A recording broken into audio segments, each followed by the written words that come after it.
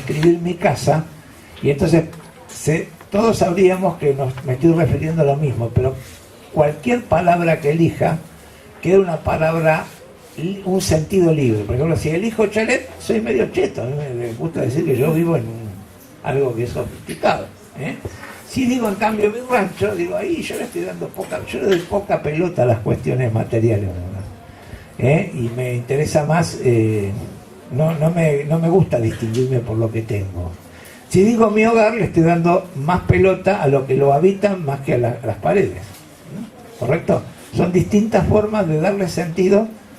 Hay una parte del sentido libre, aunque en una oración podríamos aludir con cualquiera de estos términos a lo que queremos decir. O sea, la intención directa del mensaje es la misma, pero quedaría una parte libre. Esto sería bastante importante, ya que acá todos quieren ser psicoanalistas, porque en todo caso un psicoanalista lo que podría leer serían las connotaciones, los sentidos libres que quedan en las palabras denotadas. Creo que también alguien me preguntó, pero no sé si se convenció mucho, entonces, que denotar es la intención directa del mensaje. Vuelvo al ejemplo que yo le usé y es: mi rancho es lindo, o mi rancho es muy agradable, mi chalet es muy confortable. Puede ser que la apreciación de las dos sea positiva, cualquiera de las dos podría haberlo usado, pero estoy connotando cosas totalmente distintas en una elección o en la otra. Y también algunos que alguna vez intentamos hacer una poesía, pareciera que los poetas lo primero que hacen es invertir, pero diría, es lindo mi chalet, invertiría la forma de estructura del mensaje, ¿no? Pero bueno, queriéndolo hacer más simple ahora, diríamos que también dimos ejemplos que sí les gustaron, y por ahí puede ser fácil, es decir, un mensaje científico tendría que ser altamente denotativo y poco connotativo, y un mensaje periodístico también tendría que ser así. Y en cambio, un mensaje, una poesía o un cuento sería bueno si es altamente connotativo y no tan denotativo. O sea, no importa tanto lo que el autor quiso decir, sino lo que uno saca a partir de eso que está leyendo. Los sentidos libres que uno le puede sacar a algo. No importa tanto lo que él quiso decir, sino lo que a mí me despertó o me motivó. Esta es una buena obra literaria, tiene que ver con eso. No es tan importante lo que el autor quiso decir, sino cuántas cosas me sugirió a mí. Bueno, entonces también a partir de todo esto y de los sentidos libres, la otra cosa que yo les dije es que esta posibilidad de hacer análisis, recién hablamos de análisis sintáctico, ¿existen otras posibilidades que ustedes hayan estudiado cuando estudiaron lengua, que le hayan quedado por ahí mal? Pero hay otras palabras que por ahí tienen que ver con todo esto. A ver si alguno la sabe. Por ejemplo, ¿qué quiere decir semántica? ¿No te acordás? Malos estudiantes de lengua, estos psicólogos. Ninguno fue bueno en lengua acá. Pero semántica sería lo más parecido al diccionario. Sí sería como la ciencia de los sentidos. Pero fíjense en que la semántica no es solamente... Aunque el diccionario trata de dar cuenta de la semántica. ¿En qué sentido? Porque los buenos diccionarios tratan de dar todos los sentidos posibles que puede tener una palabra. Se tiene un buen diccionario, trata de dar los distintos sentidos. Pero semántica sería... Ustedes ya en lengua decían, en la lengua hay que hacer un análisis sintáctico, un análisis semántico y un análisis pragmático, decían. Y entonces hablaba de los usos. Todas esas palabritas que no nos agradaban mucho y no tenían sentido en el secundario, podrían adquirir un nuevo sentido si le damos pelota acá adecuadamente. ¿Correcto? Porque vamos a ver que ahora vamos a ir con lo que vamos a seguir hacia lo que sería la pragmática. O sea, lo que vamos a seguir, en los temas que vamos a ver ahora van a tener que ver con eso. Bueno, decíamos que semiología, que tiene que ver con estudio de alguna manera, semiología y semiótica decíamos que a veces los tratamos como iguales aunque tienen distintas aplicaciones. Pero lo que fundamentalmente con ambas queremos decir es que hoy en día podemos estudiar otros lenguajes o podemos estudiar otras áreas de la sociedad como si fueran un lenguaje.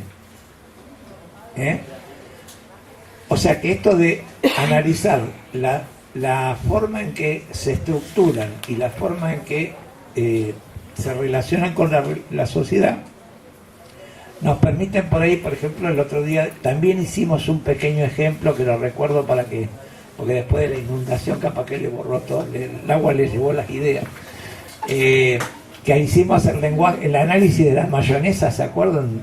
Un análisis icónico. ¿Nadie se acuerda de eso? Sí. Bueno, pero por ejemplo, hoy en día también la imagen se ha transformado en un lenguaje en sí mismo, que por ahí tiene las mismas reglas que la lengua, en el sentido que selecciona y combina elementos. Y por ahí, para el análisis, lo que tenemos que ver es qué elementos están combinados y cuáles fueron los seleccionados. En el ejemplo de la mayonesa decíamos una pollera de abuelas, porque se supone que la mayonesa es buena cuando viene una receta familiar de allá lejos de hace tiempo, y es buena porque es fresca y tiene la gotita de rocío en la lechuga. Y hay una gallinita que dice que de huevo realmente. ¿Ustedes conocen alguna mayonesa de las que hoy en día consumimos que sea realmente de huevo? Bueno, dejo la duda. Voy a fijar. Bueno.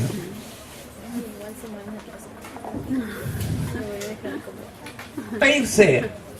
Y acá viene lo que yo hoy me estaba como anticipando y no sabía cómo. Va a ser el primero que va a crear la duda con respecto a Saussure, porque va a hablar no de 2 elementos, sino de 3 elementos.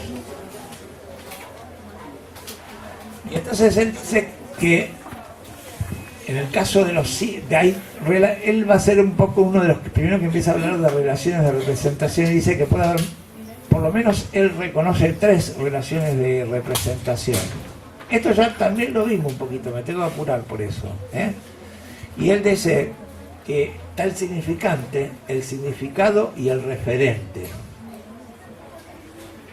¿Por qué? Porque ahí estaría la duda. Saussure, cuando hablaba de significado, ¿se refería al arbolito que está afuera o se refería a un concepto que el hombre tiene? Porque por ahí Saussure solo se refirió a 2 cosas que son inventos del hombre, porque el hombre inventó la palabra árbol e inventa un concepto para describirlo. Y entonces el referente es lo que realmente se refiere tanto a significante como significado. ¿Se entiende esto que estamos hablando? Esta sería la diferencia entre Saussure y Peirce, que en todo caso, el concepto, que sería el significado, que sería, acá dice, planta de tronco leñoso, gruesa y elevada que se ramifica a cierta altura del suelo formando la copa. ¿Tenían ese concepto de árbol ustedes? ¿Vieron que hay muchas cosas que uno vive todos los días y no las piensa? ¿No? Por eso lo tenemos a propósito, porque hay veces que lo que uno más usa, menos lo piensa. O sea que por eso en la psicología pichoniana decimos que la psicología pichoniana pretende hacer una crítica de la vida cotidiana, no tomar lo que creemos que sabemos como real, ponerlo en duda. Así que bueno, Peirce lo complicó, es fácil, no hace falta que lo explique, el dibujito está. Lo que le agrega es, pero lo que por ahí complica, pero ya de alguna manera, es que él diferencia signo, símbolo e indicador o relación indexal. Todas las vimos. Símbolo, signo, el significante no tiene nada que ver con la realidad, es un invento del hombre. Y es arbitrario respecto a la realidad. Si el significado fuera la realidad no habría tanto problema, pero puede ser un concepto como hoy lo vimos. Lo simbólico, en cambio, relaciona 2 cosas que existen materialmente. Lo simbólico siempre es algo de la realidad que representa otra parte de la realidad. No está solo en la cabeza del hombre. Por ahí el hombre terminó convencionalizando un símbolo, le dio cierto carácter de signo, porque en algunas clases yo el año pasado he preguntado, díganme un signo, y creo que acá también me dijeron la vez pasada la patita de la paloma. ¿Alguien? Yo a veces me confundo en los tiempos, no sé si lo dijimos, lo dijeron este año, el año pasado, el otro año. ¿Nadie dijo la patita de la paloma como signo? ¿Como símbolo? No. Pero, ¿saben a qué me refiero con la patita de la paloma? El símbolo de la paz. No sé si habían dado cuenta que la paz está representada con una pata de paloma. ¿Qué es eso? ¿Es eso el A símbolo ver, de me la van a paz? hacer dibujar. ¿Ustedes quieren que yo dibuje?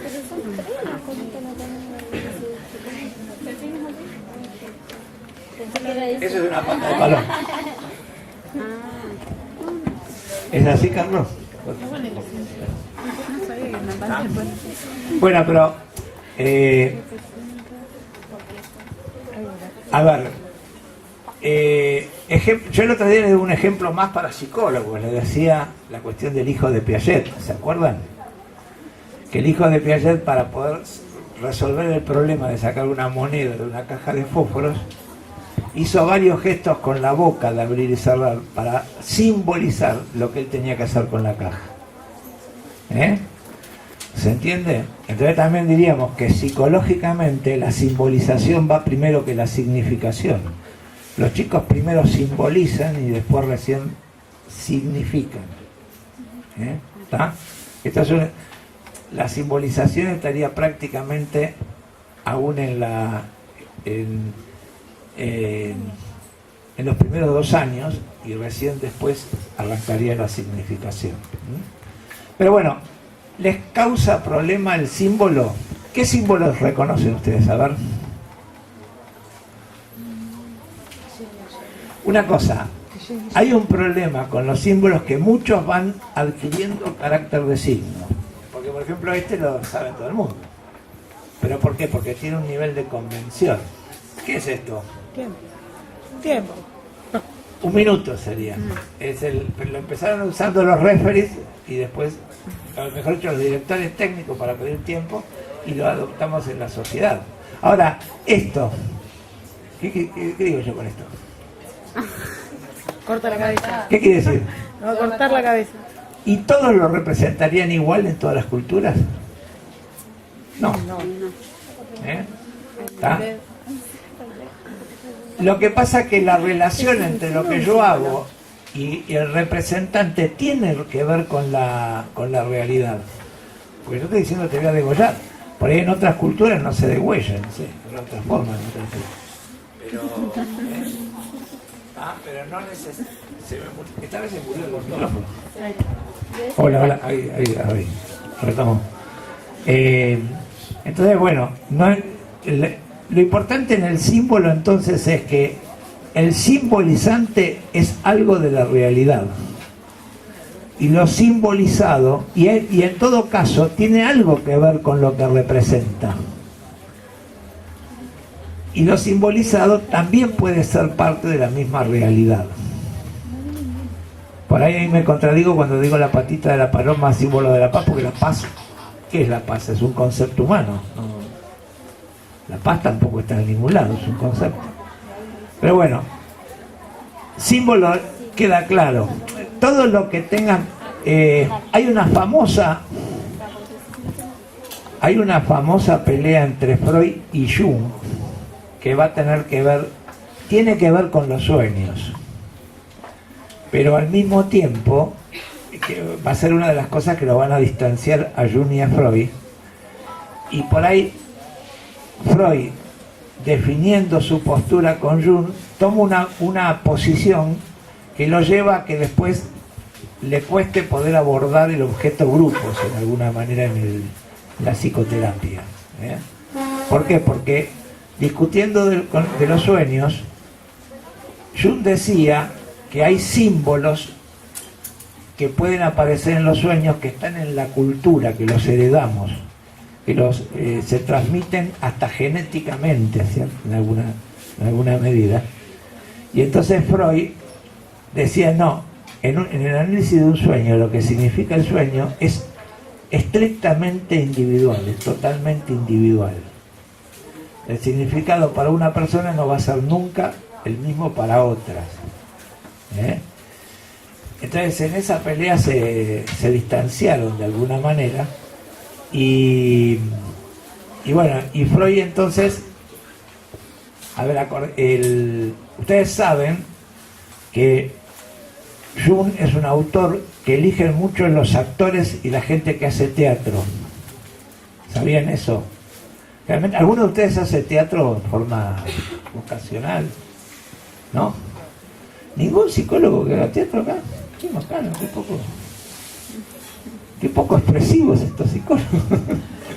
Bueno, pero si alguno hiciera teatro, en el teatro es algo importante Jung como autor. ¿Ubican quién es Jung? Perdón, yo a veces no sé. Jung es uno de los discípulos de Freud, en el cual Freud prestaba muchísima atención porque era el único de su grupo de estudio que no era judío. Era alemán. Era alemán y no era judío. Entonces él tenía mucha expectativa que era el que iba a legalizar el psicoanálisis en Alemania, donde todos los demás, siendo judíos, eran bastante marginales, podríamos decir, ¿tá? Así que tenía muchas expectativas con Jung. Y Jung, de alguna manera, por esta pelea termina fallando y se distancia, y de alguna manera hace un psicoanálisis bastante distinto que el freudiano. ¿Correcto? Pero bueno, y también esto tiene importancia porque cuando llega un momento que se empiezan las terapias grupales psicoanalíticas, el problema para los que querían ser freudianos es que no hay un inconsciente colectivo, porque en la pelea con Jung, Freud le había dicho, no existe el inconsciente colectivo. ¿Se entienden? Entonces, cuando veían ciertos fenómenos que se producían transferencialmente en el grupo, como si todas las personas actuaran más o menos parecidas, la primera cosa que te sale es decir, este grupo tiene un inconsciente colectivo. Y entonces, eso estaba prohibido por la pelea de Freud y Jung. Entonces, esto creó un problema, que alguna vez un autor que se llama Bion solucionó diciendo, le llamó eso más que inconsciente, le llamó supuestos básicos grupales, como diciendo las personas se comportan como si tuvieran algo en común. No lo tienen en común, pero se comportan como si lo tuvieran. Bueno, pequeña digresión con respecto a Jung